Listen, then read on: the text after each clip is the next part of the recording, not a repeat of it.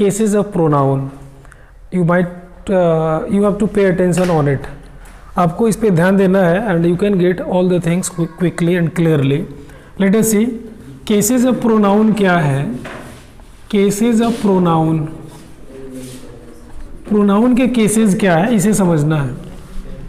तो प्रोनाउन के केसेस की आवश्यकता क्यों है पहले उसको जानते हैं. After that we shall start knowing cases of pronoun. Pronoun कभी सब्जेक्ट के रूप में आता है, यही प्रोनाउन कभी ऑब्जेक्ट के रूप में आता है, कभी एडजेक्टिव और कभी प्रोनाउन के रूप में भी आता है. तो सब्जेक्ट के रूप में जैसे अब मैं लिखता हूँ यहाँ pronoun as subject, as a subject. एक सब्जेक्ट के रूप में प्रोनाउन का इस्तेमाल कैसे करते हैं. तो जैसे लिखा हुआ है आई हैव अ पेन, तो आई अच्छा है. ही हैज गॉन देयर, तो यहाँ ही और आई ये दोनों सब्जेक्ट के रूप में है. और प्रोनाउन एज ऑब्जेक्ट, इसको देखिए इसका example pronoun as an object. Object के रूप में प्रोनाउन का इस्तेमाल. तो जैसे Ram gave me a pen, तो यहाँ मी जो है ऑब्जेक्ट के रूप में आया है ना. उसके बाद तीसरा है अगला दूसरा एग्जाम्पल है रोहन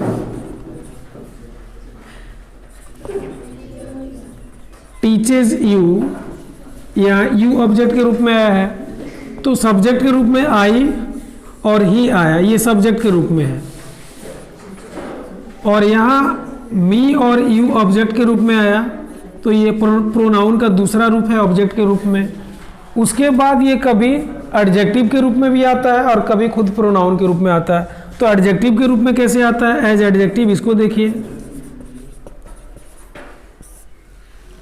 एडजेक्टिव के रूप में भी ये इसका इस्तेमाल होता है. जैसे दे हैव माई बुक, तो यहाँ माई जो है एडजेक्टिव के रूप में आया है. ये माई एडजेक्टिव के रूप में आया है, माई बुक ये एडजेक्टिव के रूप में है. और उसके बाद ये एडजेक्टिव हुआ एक प्रोनाउन के रूप में. तो प्रोनाउन के रूप में भी ये आता है जैसे दिस पेन इज माइन, तो ये प्रोनाउन के रूप में आया. तो इस तरह से कह सकते हैं कि ये एक प्रोनाउन जो होता है कई रूपों में आता है. कभी सब्जेक्ट के रूप में, कभी ऑब्जेक्ट के रूप में, फिर कभी एडजेक्टिव के रूप में, फिर कभी प्रोनाउन के रूप में आता है. तो इन सारी चीज़ों को जानना ही केसेज ऑफ प्रोनाउन कहलाता है. तो लेट अस से सब्जेक्ट के रूप में कौन कौन आता है, इसको हम लोग जब सब्जेक्ट के रूप में आता है इसको कहते हैं सब्जेक्टिव केस. जो प्रोनाउन सब्जेक्ट के रूप में आता है उसको सब्जेक्टिव केस या नोमिनेटिव केस कहते हैं. नोमिनेटिव केस कहलाता है ये. और दूसरा जिससे अधिकार समझ में आता है जिसको हम लोग पॉजेसिव केस कहते हैं, ये पॉजेसिव केस है.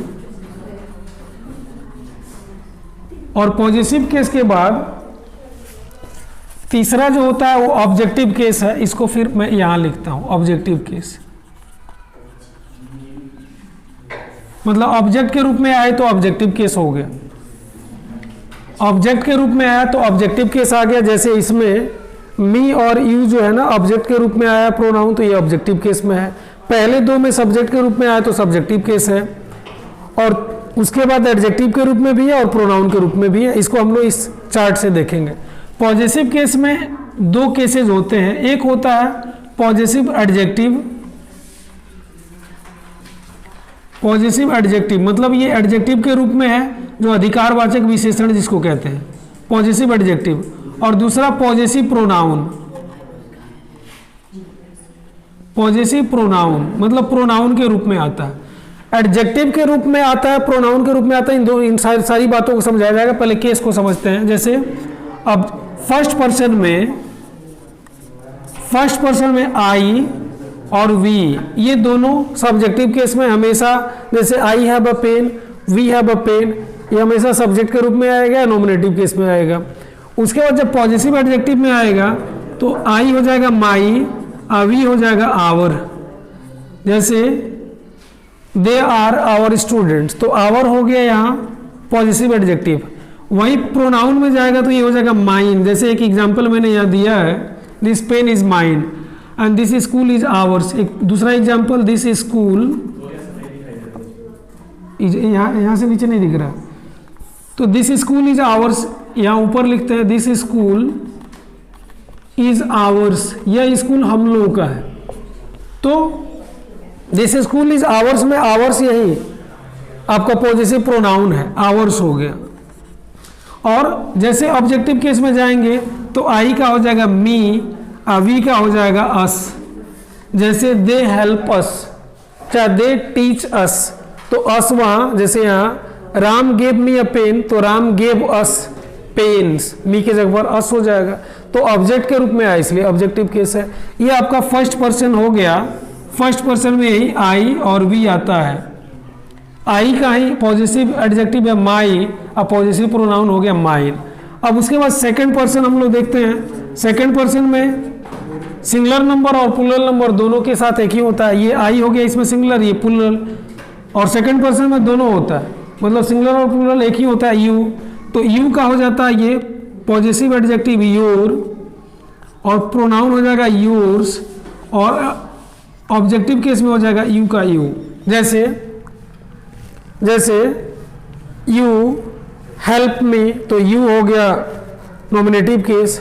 दिस इज योर पेन, तो ये हो गया positive adjective. This pen is yours, तो ये पॉजिटिव प्रोनाउन। उसके बाद I gave you a pen, I gave you a pen, चाहे आई हेल्प्ड यू में यू हो गया ऑब्जेक्टिव केस में। इसमें यू सिंगुलर और प्लूरल दोनों में यूज होता है, इसलिए एक ही रहेगा। और उसके बाद थर्ड पर्सन में हम लोग आते हैं। थर्ड पर्सन में जैसे ही, सिंगुलर में ही, सी, इट, और प्लूरल में जाते हैं तो दे, ये हो जाता है। तो ही का पॉजिटिव एडजेक्टिव हो जाता है हीज, और पॉजिटिव प्रोनाउन भी हीज, और एडजेक्टिव हो जाता है हिम। सी का हर, हर्स, और हर। सी का ऑब्जेक्टिव केस भी हर ही होता है, जैसे I have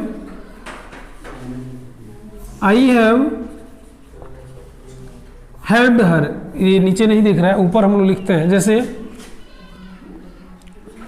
I have helped her, I have helped हर, यहाँ हर जो है ये ऑब्जेक्टिव केस में है। उसी तरह ईट का हो जाता है इट्स, जैसे इट्स लेग्स, यहाँ नहीं होता है, इसका पॉजिटिव प्रोनाउन नहीं होता है, ऑब्जेक्टिव केस में ईट का ईटे हो जाता है। जैसे